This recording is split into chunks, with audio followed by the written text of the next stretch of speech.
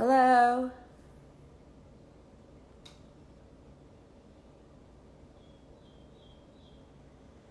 Hello. I'm just waiting for Michelle. We are here to take your questions today.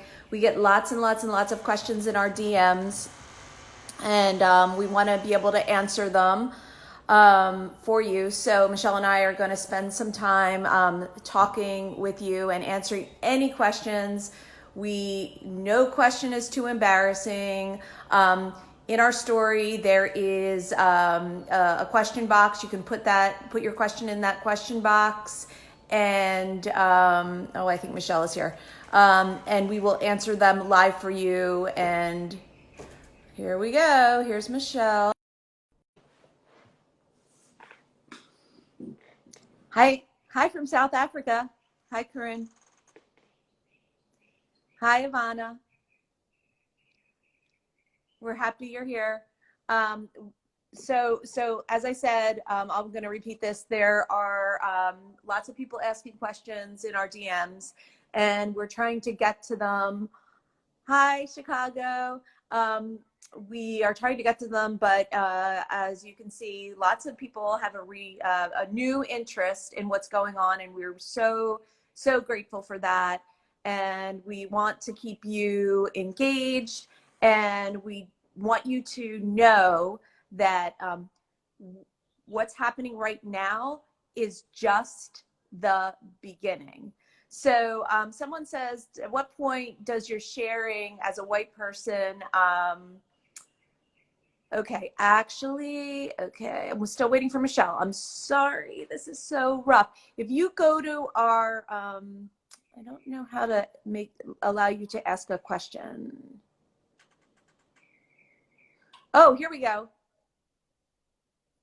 Here's one. Okay. Why are stores being destroyed? Shouldn't there just be a peaceful protest? And as I'm waiting for Michelle, I will answer that question. So actually, I'm not going to answer that question. I'm going to tell you why. Because I think that's the wrong question to be asking. Yes, peace is a better way, of course, but we should not be focusing on that. That's taking away from the real problem, which is that Black men and women are being murdered in our country all the time, and you only just see the ones on video. So I'm going to deflect that question back to let's ask the root question first. Let's focus on that, and let's not be distracted by some of what I believe is a minority of people causing this problem. Okay, Michelle requested. I'm going to put her in. Hold on. I'm going to add her again. She should be coming in, hopefully. It says, oh, connecting. Excellent. There she is. Hi. Hi. Okay. So I'm going to put up a question. Okay. Okay. Here you go. So I'm trying to get situated. It's like I'm outside trying to get some fresh air. Yeah, get some fresh air. You need it. We all need it. So the question is, how can we help best on social media? You want to take that one? How can we help best on social media? Well, our three things are: educate yourself, speak up in your everyday life, and amplify the voices of people of color. And one of our main goals is to desegregate the conversation as much as possible. So the best way that you can help on social media is to repost content from Black authors, Black speakers, Black activists, repost things from our page to your network. Because what you're doing is you are desegregating that conversation about race. You are spreading awareness. Just know that not everyone is going to like what you post, but we are in a revolution right now. This is our civil rights time. So keep posting, keep spreading awareness, and just amplifying the voice of people of color as much as you can on your social media. Yeah, I of course I second all of that, and you can of course tell all of your friends to join us at From Privilege to Progress, because what we do every single day there is we give you a resource from which you can learn. We amplify the voices of people of color that you can then amplify into your networks. We give you direct action items. I gave 2 direct action items this morning. Breonna Taylor's killers still have not been arrested. So we need you to go to justiceforbreonna.org and take action there.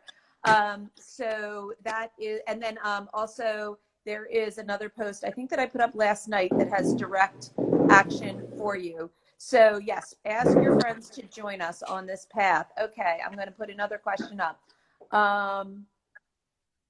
This is, oh, here you go. How can I, as a school teacher, 8th grade, help? Michelle, you want to do that? Or you what subjects do you teach? Oh, I don't know if we're going to get that back from them because it's so hard to see what's happening in there. Okay. Well, there's a great resource out there specifically for children. This group is called Embrace Race, and they specifically have so many resources on how to speak to kids from age 3, I believe, till 12th grade. I believe they do all school age. So, you know, just be a resource, not a resource. Be a place of comfort for your kids. You know, check in with your students of color. Make sure that, you know, they have everything that they need. Make sure that you're talking to their parents. Maybe their parents have questions too. I mean, I don't have any children yet, but I would love to know, especially social studies. Social studies is the one place where history is supposed to be taught about this country. I took social studies, I took history class, never learned a thing about what was going on in our country. So, and also talk to your school administration, see what they're doing. Like, talk to the principal, talk to the administrators, challenge them on their curriculum. Make sure that the information that's being taught is truly inclusive, that it's not just whitewashed history. It's so funny. One of my teacher friends is actually just texting me right now who's doing the same thing, Andrea. And yeah, just make sure that you are broadening your history lessons for all of your kids, because school age children and school age teachers, like, this is where the work should start to happen at such a young age. If you read White Fragility, it mentions a study that was done that if you're 3 years old, you already understand that it's better to be white in this country by 3 years old. It doesn't mean that your parents are racist. It just means that by age 3, you are absorbing so many messages from your society, from the area around you, that you recognize it's better to be in white skin. So that's why you have to be actively anti-racist and have these conversations with school age children. I mean, someone called me the N-word in 4th grade. 4th grade. So it really matters. The intervention of teachers and like at a young age is crucial. This kid, I don't even think he understood what he was saying to me at 11 years old, but he knew that it was hurtful, and there wasn't a teacher there to address that for me. So Michelle, I just wanted, before this, I lose this because the comments are going by fast, but for UK teachers, someone just put up a comment that says there's something called the Black curriculum. Yes. And I actually met that woman. I'm so sorry. Yeah. I forgot. The Black curriculum specifically teaches our history as well. I mean, like, I grew up white town. I learned about all European history, all white history. I was so empathetic towards it. I did my senior project on the Holocaust, but no one ever taught me about my history. I had to go out of my way to learn it. So make your kids feel included by teaching them about their history as well. Yeah, totally agree. I think that there are tons of resources out there for teachers. And we will post some up. I will make it a priority to post some of that up today. So thank you, Lauren. Also, if you're white, Lauren, I can't see if you're white, but if you're white, Lauren, you also have to dismantle that racism within yourself so that you're able to teach your students from a perspective of understanding and with a lens that takes away all those things that you were socialized. So you have to work on yourself. You have to follow Black educators and people who write curriculum. And then you have to use the privilege you have in your place, in your school, to speak up to your principal, to your school board, to your superintendent, to make sure that the policies are in place that create a learning environment for students of color and for everyone to understand the true history of this country and to be truly anti-racist. Yep. Okay, I'm going to take another one. Oh, here's a good one. What's the one book about race that changed your life? Michelle, you go first. That changed my life?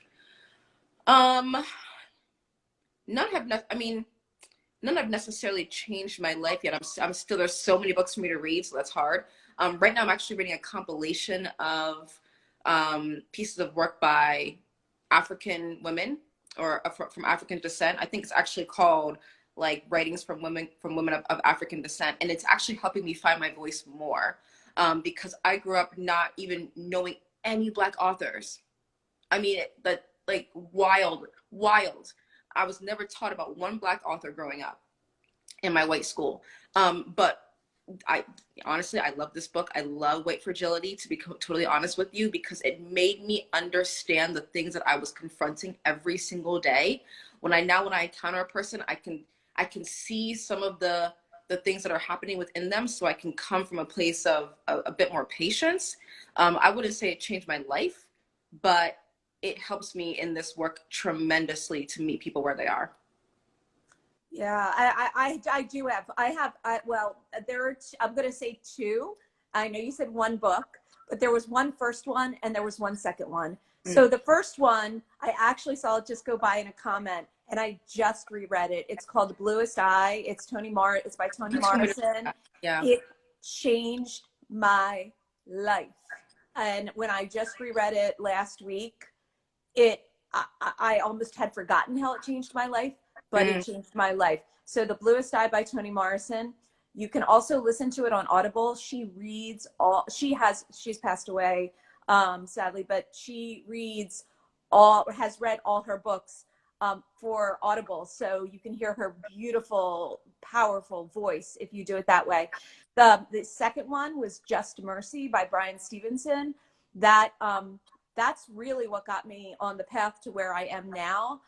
Bryan Stevenson is an incredible leader. He started Equal Justice Initiative. I just posted that today.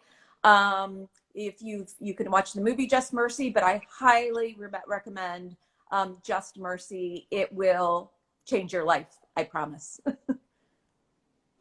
All right, another question here. We have great questions. Yeah, The Color of Law. Yeah, I need to read that one.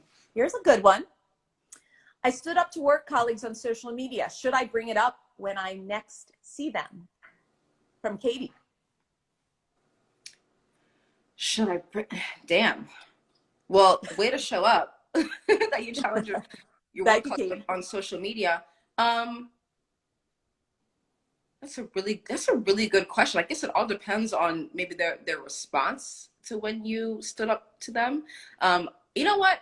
I would say yes, because a girlfriend just called me last night that she called someone out in an email and the woman didn't respond to her. So I'm like, I think you should bring it up again and have that conversation and see what the person is like, what's going on in their minds. And I mean, our whole thing is having the conversation. So, you know, we have to practice what we preach. You already did that. You did the first step. I would offer to speak to them further about it if they're open to it. Yeah, I agree with Michelle. I agree with Michelle. I do. I think that right now you stood up to work colleagues. Post when you responded. Oh boy. See, if they deleted their post when you responded, they had a moment of reflection. So yeah, I would definitely reach out and say, like, do you want to talk about this? Like, you know, I didn't mean to offend you or whatnot, but I think that this is something that we should talk about. Yeah, I'm 100. Michelle and I talk about this all the time. We have a lot of personal and private conversations about how to deal with something that's sort of hanging out there. And like anything in your life, I think not just about race, is like when you know that there's some big elephant in the room. There's something between you and another person. The best thing always is to air it. It might be hard in that moment, but I do think that everyone in a situation, it creates healing for everyone when you actually talk it out. Yeah. Yeah, thank you very much. Okay, I'm tapping to see. Here's a good one. What's your advice to white people who are afraid of being imposters or posers? You take that one. Okay. I was very afraid of that. I was desperately when I tweeted that Starbucks video. I don't know. I didn't know what the fuck I was doing. Excuse my language. I didn't know what I was doing. It was a reaction in the moment, and then I was bombarded by media asking me what I thought about racism. What the fuck? I didn't know. I mean, I was educated to some degree, but trust me, I was extremely fragile. I'm a lot less fragile now after really being deep in this work for 2 years. But I still get fragile sometimes. So that's a huge, and thank you so much for asking that question. So I was always afraid of being an imposter or a poser. And the difference between being an imposter or a poser or being really in the work is actually doing the work. So as a white person, if you're just starting on this path, your work is to listen, to learn, to reflect, to do the internal work, to understand how your race has relevance in your own personal life and for society. So really, it's thinking about that part of your identity that is your race and understanding that, and that comes from listening and learning. And then it comes from speaking up in your everyday life. So in a white space, it's not your job to speak for a person of color. It's not your job to advocate for a person of color. But when you're in a white space and something happens, it is your job to interrupt that racism or to say, I don't agree with that. Even if you don't understand why you don't agree with that, you can tell them, follow Michelle and Melissa, and you can learn something. You can say, this is what I'm doing. And to amplify those voices of people of color. Again, those are our 3 things. So my basic advice to every single one of you out there, and Mick, I don't know what your real name is if you don't want to be a poser, then actually do the actions. Don't just say you're doing the actions. As long as you back up your words with actions, you're not posing. I don't know if my son is watching this. I'm not going to say which one it is, but I have had this conversation with him many times because he's like, oh, now all my friends are posting and now I feel like a poser if I post. I said, no, you're doing the work. You know you're doing the work. Mm-hmm. So you're not a poser. So mm-hmm. I hope that helps you. That was a long answer, but I hope that helps you. Michelle, do you have anything to add to that one before I move on? No, I agree with every single thing that you're saying. Again, this is a fight that white people need to be engaged in. You need to be actively engaged in it. We have to push past that fear and understand. I said it earlier in this live. Push past the fear because this is a revolution. This is our civil rights time, and your voice matters, and your voice will be heard. And just like Melissa said, if you're doing the actual work. If someone thinks you're a poser, you can't be worried about what someone else thinks. You know you're doing the work, and so have strength in knowing that you're doing the right thing. Thank you. That was a really excellent and important question. We want we want the questions that you feel like you'd be embarrassed to ask. Yeah.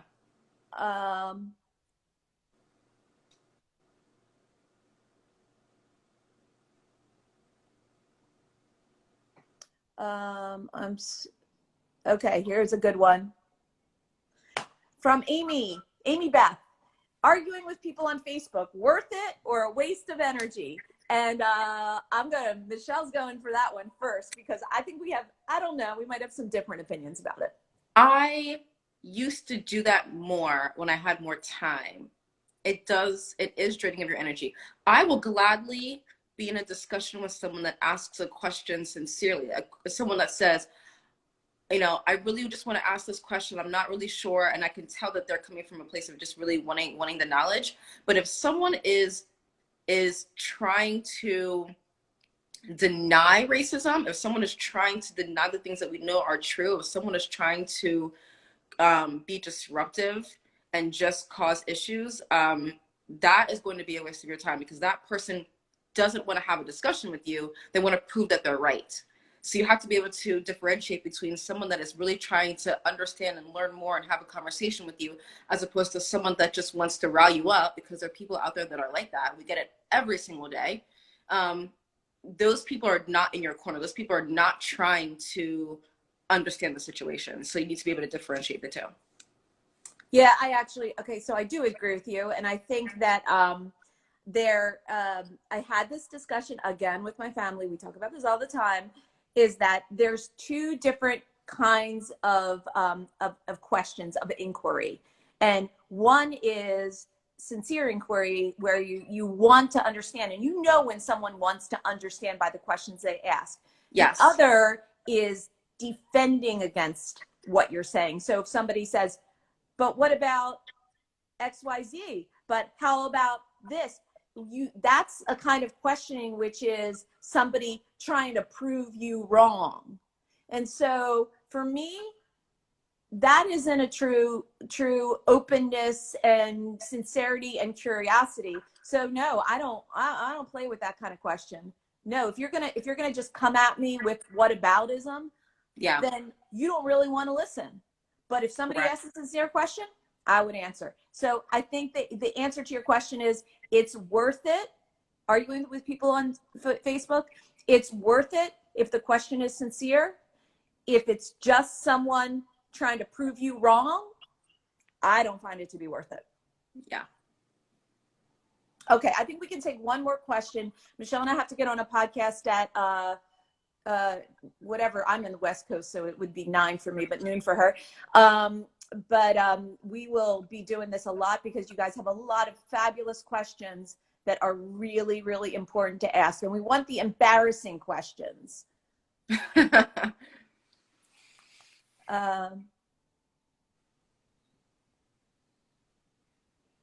All right. Sophie wants to know, how can we protest if we aren't allowed to go to one? That's an excellent question.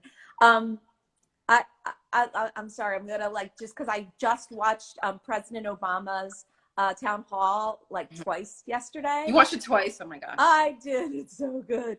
And one of the things that he said is that every single person has a place in this fight, and every single person's place is going to be different. So some people are going to be out there marching because that's their thing. That's one of the things they do. Some people are going to be talking to their friends in real life or social media. Some people are going to be volunteering their time. I've had countless people come to me and say, how can I help you? This is my skill. And trust me, I'm putting people to work. I just had somebody yesterday who was a video editor. I said, okay, yeah, here you go. Take these videos and edit them for me. So exactly. You can contribute your time. So think about what your skills are, or what your sort of position is in life, and use whatever it is that you know how to do well to help further the fight. Go ahead, Michelle. Sorry. No, that's a perfect answer, because one of my good friends is helping us with PR. She's the VP of a PR firm during this time, and she's just getting over COVID, so she can't be out in the protest. So she's like, what can I do? So she reached out to me and said, hey, I'm gonna try to get you some media. That is huge for us. That is such an amazing help that we need right now. She's still part of the conversation. She's still doing something. That's her skill set. She got us on Cheddar yesterday. She's getting us things going forward. There's definitely a place for you. Like Melissa said, marching isn't necessary for everyone. I enjoy marching sometimes to get that energy, and other days I want to be inside reading and doing media and doing other things to get the word out to, on a larger scale. But don't think that just because you can't go to a protest means that you do not have a place. You absolutely have a place, and we want your voice. Yeah, and you, if you get a chance, if you go to obama.org, you can, it's long, it's like an hour and a half long. President Obama speaks, and oh, so beautifully. And he has Brittany Packnett moderating a conversation with Rashad Robinson, a local official in Minneapolis, and one other person, like, oh, Eric Holder, a former Attorney General Eric Holder. But go ahead and watch that. It really is very inspiring. So we got to go today, but we are going to be back with more of Unscripted with Michelle and Melissa to answer your questions. Your questions are beautiful. Save them for us, or keep asking other people, or, we will come back soon and we will answer your questions. And no question is too embarrassing or dumb. No question is dumb. All questions are important. I second that. Thank you. Bye. All right. Bye.